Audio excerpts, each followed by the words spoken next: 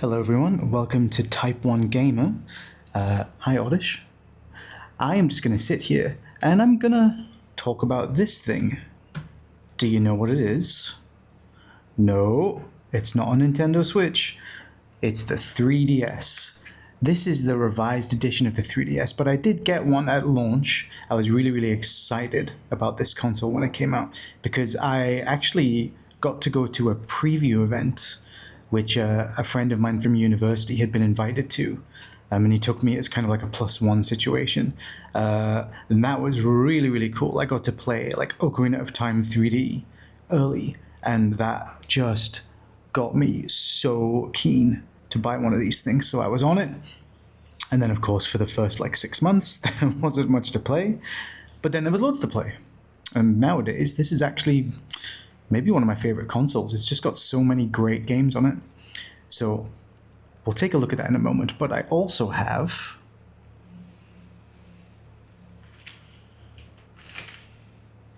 this bag. Do you think you can guess what's inside? Have a listen. No, it's not a Nintendo Switch. It's DS and 3DS games. So let's dig in and take a look and see what we've got. I haven't actually looked inside this bag for a very long time, so I'm not even 100% sure what we're about to see. Alright, first one's a DS game. Okay, do any of you know this? Meteos. This is a puzzle game. I remember really liking this. It's, man, maybe we'll have to play this one. I'm going to put this in the probably checkout pile, which is going to go here. Oddish. Here, you can look after that. Okay, yeah, here's your candle. All right, Oddish is going to kind of look after the stuff that we're definitely going to play. All right, so that goes there. Stuff that we're probably not going to check out, I'll put over here. And things that we definitely aren't going to check out, I'm going to put somewhere over here off camera. But you can't see that, sorry. Right, let's check out the next one. Next one, new Super Mario Bros. 2. Now, I do not have the first one. I think I downloaded that one, or maybe I lost it or gave it away or something. But this one was really cool. So the whole gimmick of this game is that you collect a lot of coins. The whole idea of this game was that you had to collect as many gold coins as possible, and there were lots of power-ups and mechanics in the levels that helped you get tons and tons of coins. And I think I remember there was actually like a global count for how many coins every player had gotten. And that was pretty cool. I like this game a lot. I don't remember too much about it because New Super Mario Bros., New Super Mario Bros. Wii, Wii U, New Super Mario Bros. 2. There's so many of these games, and apart from this one, they're all so similar. They all kind of blend together in my head, to be honest. I don't think we need to look at this one because, honestly, if I ever have to look at this art style again, it'll be too soon, especially for a side-scrolling Mario game. You know, they did a little too many of these, even though the quality was pretty high. So Oddish, sorry. I'm going to put this one over there, okay? Let's check the next one. Okay, next game. The Legend of Zelda Spirit Tracks. So, I don't like games that are only touch control, especially if it's just like a normal game, right? If it's just like an RPG or something, but you have to use the touchscreen, it's pretty uncomfortable. However, I got through that and I managed to actually play through this game because the game itself was actually really good. And it's pretty unique as far as Zelda games go because of the touchscreen, but also because of the Spirit Tracks, where you actually you take a train around the overworld in order to reach the different locations, similar to how Wind Waker was with the boat. In this one, it's a train. Choo-choo. I like this game. It's pretty good. I'm not going to check it out, but, you know, it's pretty good. Next up. Oh man, I know I said I don't want to see that art style again, but this might be the exception. Super Mario 3D Land is an incredible game. I remember being so blown away by how good this game looks on the 3DS. We'll definitely check this one out. But Super Mario 3D Land is such high quality. It has so many levels, so much content, and it's so creative. I feel like this was one of the first games of the modern Mario where every level just seems to have its own unique idea or something special, and then that's it. It's done. One and done, on to the next, and it's just so packed with ideas. Now that I've said that, actually, maybe Mario Galaxy was one of the first ones to do that. But this one was fantastic. I really like this game. I played through it a couple of times. And I thought it was so cool that when you finish it, you unlock like a whole other like 8 worlds again. And I was just like, oh yes, it felt so good that there was so much more content still to go after you finish the game. So we'll check that one out. Let's see, let's do 2 at a time, and we'll choose one that we'll check out of these 2. So first we've got The Legend of Zelda: A Link Between Worlds. And the next one we have is Tom Clancy's Ghost Recon Shadow Wars. I actually want to talk about this one because this is an incredibly underrated game. This is one of the games I got at launch, actually, because there wasn't that much to get. So I decided to kind of give this a go based on some of the reviews I saw in gaming magazines, which used to exist. You know, they were kind of like websites, but in paper form. This is basically like Advance Wars or Fire Emblem. Very, very similar to Fire Emblem. I actually want to check this one out more than I want to check the Zelda game, because I've got really good memories of this. I wonder how well it's aged. I kind of want to see what it looks like. This game was fantastic. I remember having so much fun. It was pretty challenging, and you had, gosh, let's see if I get it right. I think you had like 4 different characters, and they were all quite unique. And you just had to go through like little tactical battles. This game was really, really cool. Oh my god, I'm quite excited to look at this. Okay, let's give that to Oddish. There you go, Oddish. And then, oh no, I've dropped it on the floor. But Link Between Worlds is like so good. Of course it is. It's Zelda. We know it's good. Let's do another 2. Okay, I've got 2 here. Oh, interesting. Speaking of Advance Wars, I've got Advance Wars Dark Conflict. And we've also got Metroid Prime Hunters. Okay, so I didn't play much of Advance Wars Dark Conflict. I have started so many Advance Wars games and played a couple of hours and then decided it's not for me. I think I might have done that with every single one, including those recent remakes, which were super cool, but it's just not for me. I love Fire Emblem.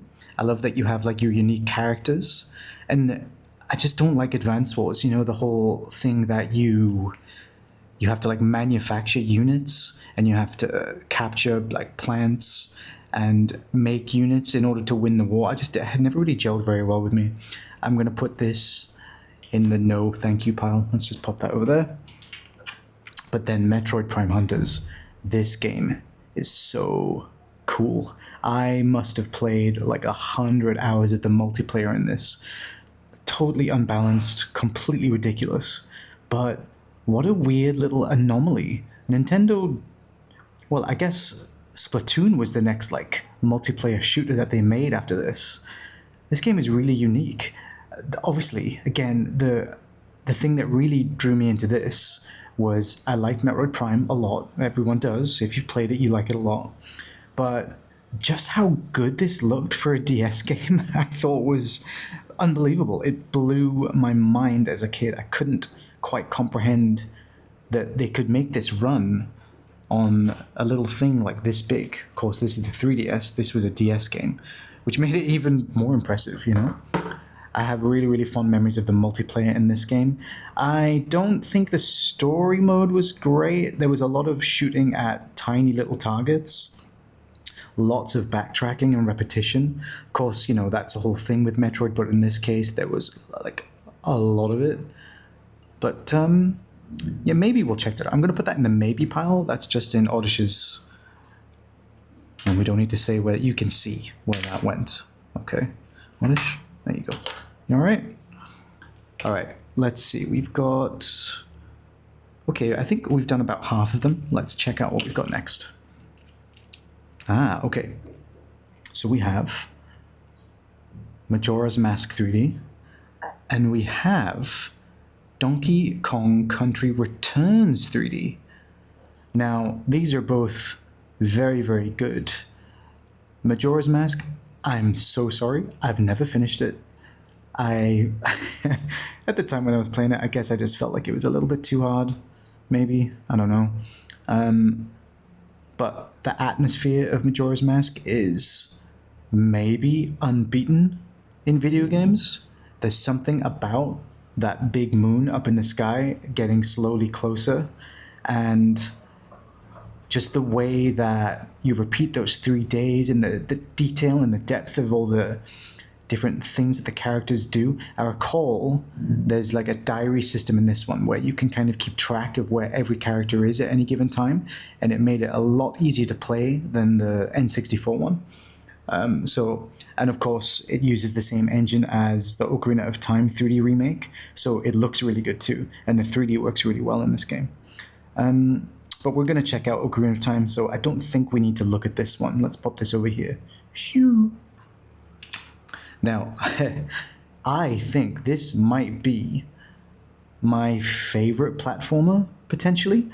I played it on the Wii, and I finished it, and I played it on the 3DS, and I finished it, and then they released it on Switch, and it was really expensive, so I didn't buy it. But I did get Tropical Freeze, and I finished that, and that's a really good game. This game is, like, perfect. It's so good. I love the challenge. The controls are so tight. When they announced they were doing Donkey Kong Country Returns on the 3DS, I was like, wait, what? Really?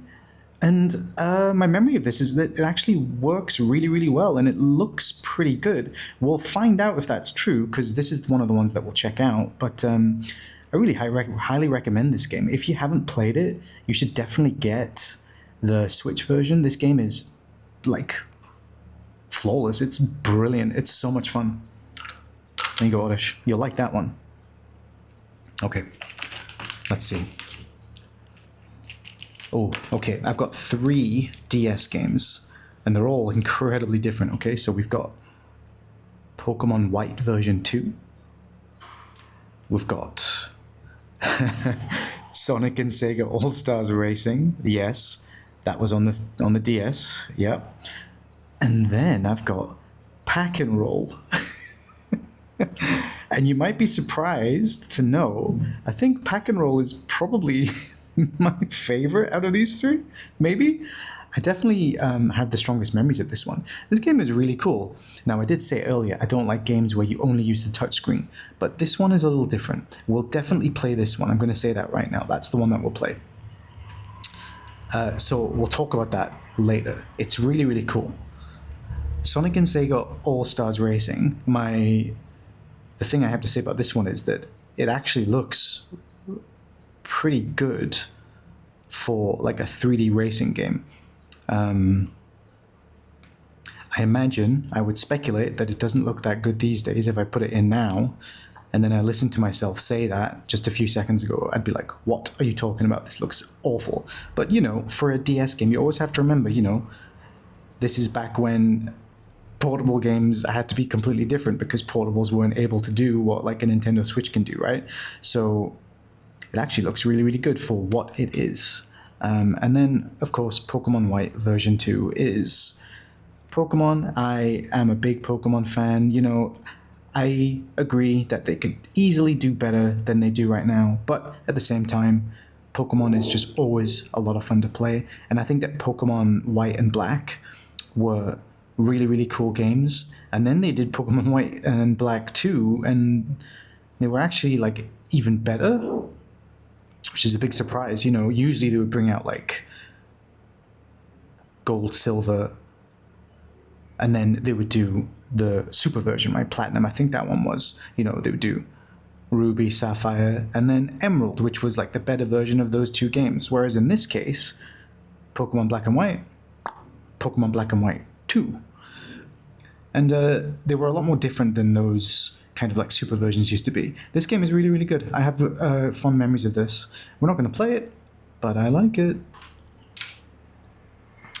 And I'm curious about this one, but we've already chosen Pac-Man, so sorry, Sonic. Okay, let's see. We don't have much left. We've got 4 left. 2 DS games and 2 3DS games. Let's do the DS games. We've got Kirby Canvas Curse, and I think I might have to take back what I said about touchscreen-only controls, because this one is only touchscreen, and I love this game. And then we've got Dragon Quest VI, which I played like 5 hours of, didn't finish, couldn't really get into it, even though I'm a huge Dragon Quest fan. As you can see, I enjoy Dragon Quest quite a lot. Hello. We'll check out Kirby for sure. I really, really liked this game when it came out. I know that, I think it was on the Wii U, they did like a sequel to this so many years later. And just the idea is great. You kind of make paths for like a Kirby ball to go across, which is actually kind of similar to the Pac-Man game that we'll check out. This game was great. It's probably one of the better Kirby games. I know everybody says Planet Robobot was the best Kirby game on the 3DS. I would say this is the best game on the DS as far as I know. We'll check that one out. And then, of course, Dragon Quest. I don't know what it was about this one that didn't grab me. I might try it again sometime, because Dragon Quest XI is one of my favorite games ever. Dragon Quest Builders 2 is one of my favorite games ever. Oddish is one of my favorite games ever. Maybe we'll check this out sometime. Okay, those last 2 3DS games. Bag empty. Goodbye. We have Cave Story 3D. That's one that I got pretty early, back when there still wasn't much going on the 3DS. And then we have Mario Kart 7, which is an incredible game. Cave Story, you're really, really good, but let's just put you over there. You are really good. Cave Story is really, really good. There's a version on Steam if you like Metroidvanias. I imagine this holds up pretty well. Then we've got Mario Kart 7, which is just great. This is another game. There's so many games on the 3DS, actually, where I was kind of amazed by how good they look. This game looked just unbelievably good on the 3DS. I still can't quite believe how good it looks. We'll definitely check this one out. I recall thinking that the 3D looked great in this game. I think this has some of the best Mario Kart tracks that have ever been made, and I spent a pretty good amount of time playing the multiplayer in this one. So yeah, I'm a big fan of this. Right, that is all of my physical 3DS games that I have. Of course, you're probably noticing that there's some classics that are not in this pile. That's because I did also buy digital games pretty often for my 3DS. So what I'm going to do is I'm going to open this guy up, and we're going to play some of those games that I've picked out. And I hope that you will join me, but I think I might actually do that in another video. Thanks very much for watching, everybody. Thanks very much for your help, Oddish. Thanks very much for the games, Nintendo. Thank you, Table. Thank you, everybody. This has been Type 1. See you later. Subscribe, stuff like that if you want. Bye.